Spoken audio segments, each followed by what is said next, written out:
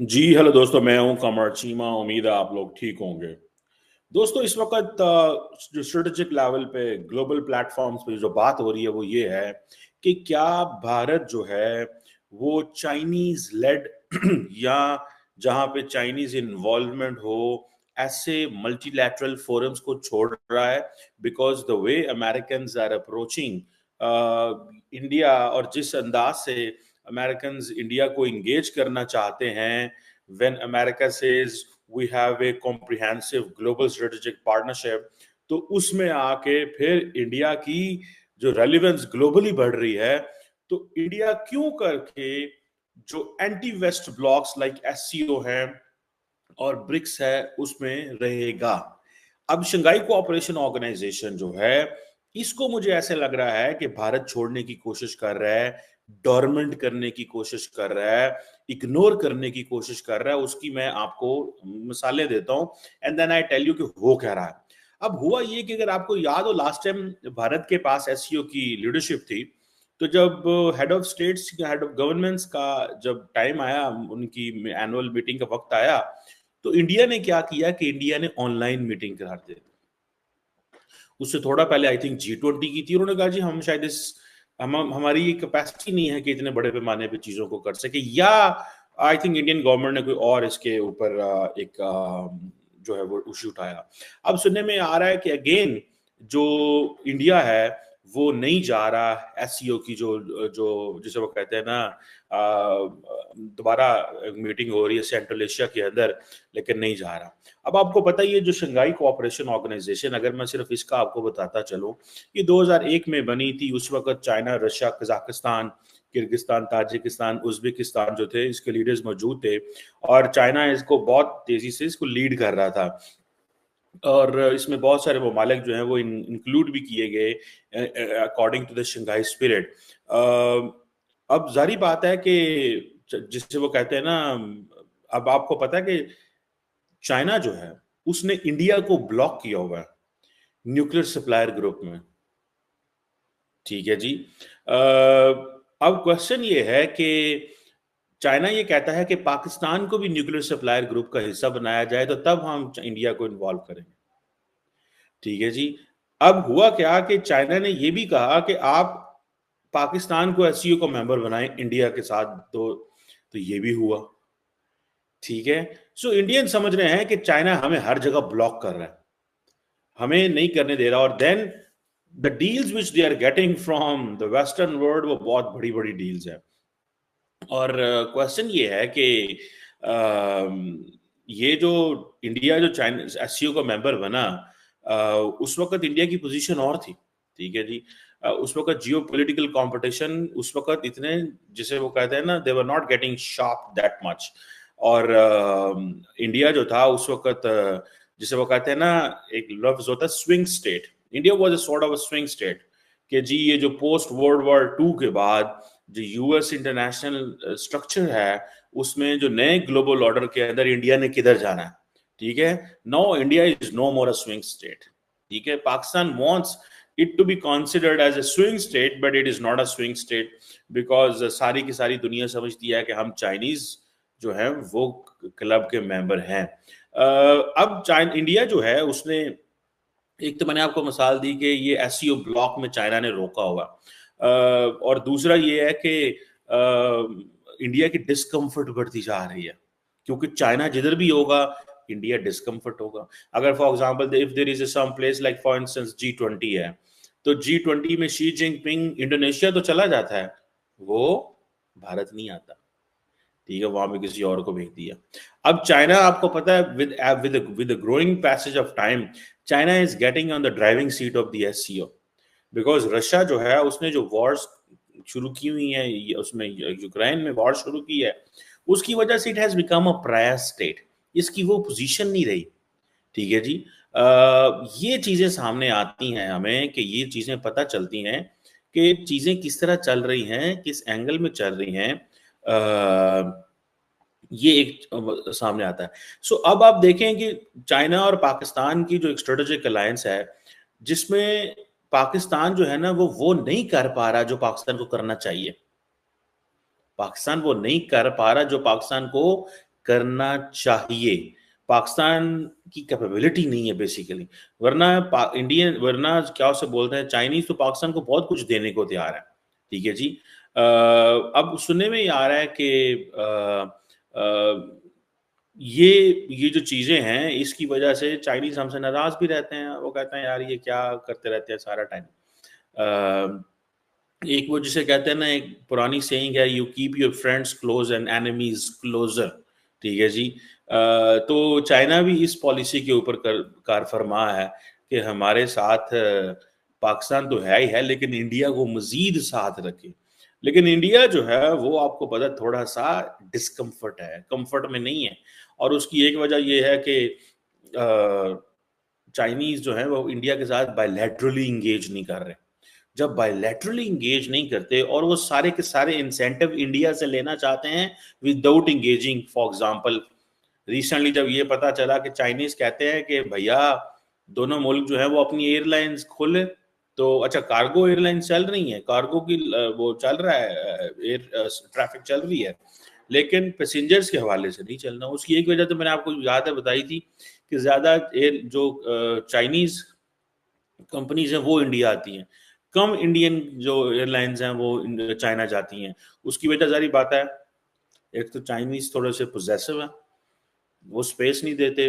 दूसरा एक प्रॉब्लम है, उनकी एयरलाइंस को compete करना थोड़ा मुश्किल हो जाता है। ये चाइनीज के साथ ये बड़ा प्रॉब्लम है। कोई भी मुल्क जो इंडिया चाइना के साथ डील करता है उसके या तो टैरिफ के मसले होते हैं या प्रोडक्शन में मसले होते हैं, हर चीज में। जैसे फॉर एग्जांपल यूरोप को इलेक्ट्रिक व्हीकल्स में मसला है, अमेरिका कहता है जी टैरिफ सही नहीं है हमें, इसलिए डोनाल्ड ट्रम्प जब आए तो एक नारा लगा, इकोनॉमिक प्रोटेक्शनिज्म का नारा लगा कि यार ये क्या करने जा रहे हैं। ठीक है।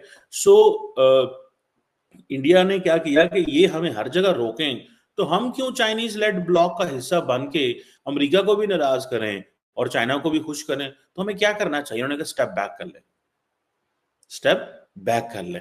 और एक तरफ जैसे फॉर एग्जांपल रिसेंटली आपने सुना होगा जब कुछ अर्सा पहले सऊदी अरब और ईरान के ताल्लुकात नॉर्मलाइज हुए, रिप्रोशमा हुआ, तो उसमें चाइना का किरदार था। इस चीज ने भी बेसिकली इंडिया और अमेरिका के वहां जिसे कहते हैं ना खड़कना शुरू कर दिया कि ये हो क्या रहा है और चाइनीज कर क्या रहे हैं। और वो जो प्राइम मिनिस्टर मोदी की 18 मुलाकातें थी पहले टेन्योर में, वो पता चला कि वो तो कुछ भी नहीं है, वो तो चाइनीज बड़े होशियार चालाक है। इंडियंस ने इस चीज को बड़ा माइंड किया कि हम आपके साथ बड़े प्योरली चलना चाह रहे थे, हम आपको तंग नहीं करना चाह रहे थे। इंडियंस इसीलिए तंग नहीं करना चाह रहे थे ना, चाइना को उनको पता था कि हमारा इनका कंपटीशन बनता नहीं है, China is far more superior par. और हम तो किसी दुनिया की ग्रेट पार का सहारा लेके तो चाइना के एटलीस्ट मुकाबला तो नहीं कर सकते, लेकिन किसी कंपटीशन में घुस जाएं। और इंडिया को बड़ा एडवांटेज हुआ है। वो क्या एडवांटेज हुआ है, had India kept in mind that Pakistan is our main rival, which they do keep in mind by the way, तो उनकी जो ग्रोथ है और उनकी जो तैयारी है, जो स्ट्रैटेजी है, जो मिलिट्री प्रिपेयर्डनेस है वो और होती। So since they consider China is our main rival, in case they are manufacturing the intercontinental ballistic missiles and other military hardware which they are producing, या तो on their own or with the support of their Western partners, तो उनको पता चला कि यार ये तो उनको उनको उनको उनको काम और स्पीड से करना पड़ गया, क्योंकि पाकिस्तान के साथ, क्योंकि पाकिस्तान अब कुछ भी नहीं कर रहा। पाकिस्तान ने जो एक बहुत बड़ा काम पिछले 20 25 30 साल में किया वो न्यूक्लियर वेपन्स बना, उसके बाद तो पाकिस्तान ने ऐसा कुछ नहीं किया जिसकी वजह से इंडिया ये समझ रहा हो कि यार हाँ हमें इनका मुकाबला करना है। उनको पता पाकिस्तान का क्या मुकाबला करना है। ठीक है जी। अब ये चीजें हैं। अब चाइना और जो रशिया है वो समझते हैं कि जो शंघाई कोऑपरेशन ऑर्गेनाइजेशन है ये एक यूरेशियन अलायंस है, इसको हमने वेस्टर्न डोमिनेशन को काउंटर करना है। अच्छा, एससीओ में एक ही मुल्क जो बहुत ज्यादा प्रो वेस्ट है, दैट इज इंडिया। पाकिस्तान तो अपनी जंग हार बैठा है बेसिकली। पाकिस्तान के साथ अमेरिका ने या बाकी ममालिक ने एक चीज सोची है, इनके साथ राब्ता रखो, इंगेज रहो, क्यों मुस्तकबिल में अगर बहुत बड़ी जरूरत पड़ गई तो ये ना हो कि हमारा एंगेजमेंट ही इनके साथ ना हो और हम बड़े ऑकवर्ड पोजीशन में आ जाएं, जिस तरह 9/11 के बाद अमेरिका आ गया पाकिस्तान को। वो जब पाकिस्तान आना शुरू किया, पाकिस्तानियों ने सवाल किया आप हमें छोड़ गए थे, आपने हमारे पे सैंक्शंस लगा दी, ये कर दी वो कर दी। इसीलिए अमेरिका ने इस दफा ना कुछ सैंक्शंस लगाई, सिर्फ ताल्लुकात को डाउनग्रेड किया और मामलात जो हैं वो जिधर थे उधर ही छोड़ दिए। ना बात करते हैं, ना मुलाकात करते हैं हाईएस्ट लेवल पे। बाकी तो इंगेजमेंट बहुत जबरदस्त है दोनों मुल्कों की डिप्लोमेटिक लेवल पे। वहां पे I think the highest visit जो अभी तक अमेरिका से आया पाकिस्तान में, that is our direct Sholay. ठीक है, उनका विजिट आया, वो he is the highest, I think number 3 है इस वक्त स्टेट डिपार्टमेंट में। उससे ज्यादा तो कोई बंदा नहीं है अमेरिका से आया पाकिस्तान में। तो ये चीजें जो हैं, ये चीजें वो हैं। अब अमेरिका बार बार एक ही चीज कह रहा है जी, एशिया के अंदर there is a battle ground between democracy and autocracy, liberty and repression, rules based order and brute force. जितना मर्जी अमेरिका कहता रहे, लेकिन रिसेंटली जो जो ग्लोबल इवेंट्स हुए हैं पर्टिकुलरली मिडल ईस्ट के अंदर, उसमें सारी की सारी दुनिया क्वेश्चन मार्क कर रही है। ठीक है, क्वेश्चन मार्क लगा रही है अमेरिका के अंदर कि अमेरिका कौन से रूल्स बेस्ड ऑर्डर की बात करता है, कौन से रिप्रेशन एंड लिबर्टी की बात कर रहा है। ये अब लोगों ने कॉमन कहना शुरू कर दिया है। पहले ये चीजें नहीं हुआ करती थी। पहले अमेरिका के बारे में लोग बात नहीं किया करते थे, वो नहीं कहते थे कि यार ऐसे है, लेकिन अब उन्होंने कहना शुरू कर दिया, उन्होंने कहा यार है की कर रहे हैं, ये क्या कर क्या रहे हैं। और यही वजह के जो यूरोपियंस हैं वो भी थोड़ा स्टेप बैक करके उन्होंने कहा यार ये क्या, किस तरह के लोग हैं। और अब यूरोपियंस अपने बायलैटरल ताल्लुकात चाइना के साथ बना रहे हैं। एनी हाउ, अब इंडिया जो है वो जिसे कहते हैं ना, वो स्ट्रेटेजिक बेनिफिट्स के चक्कर में पड़ गया। For them SCO is a symbolic value. ठीक है, उनके लिए जो जो इंडिपेंडेंट फॉरेन पॉलिसी की एक जस्ट शक्ल है एससीओ। ठीक है जी, otherwise they believe in multi alignment, one thing. Secondly, वो समझते हैं कि हमें टेंजिबल स्ट्रेटेजिक बेनिफिट कहाँ से मिल रहे हैं। जो टेंजिबल स्ट्रेटेजिक बेनिफिट है वो सिर्फ अमेरिका दे सकता है, वो चाइना नहीं दे सकता। चाइना कहता है हमारी वैसल बन जाओ, चाइना कहता है हमारे ब्लॉक का हिस्सा बन जाओ, लाइन में लग जाओ। जिस तरह इंडिया खित्ते के ममालिक को कहता है ना, मालदीव, भूटान, श्रीलंका, नेपाल, पाकिस्तान, लाइन से लग जाओ हम आपको देंगे, इसी तरह चाइना इंडिया को कह रहा है लाइन में लग जाओ।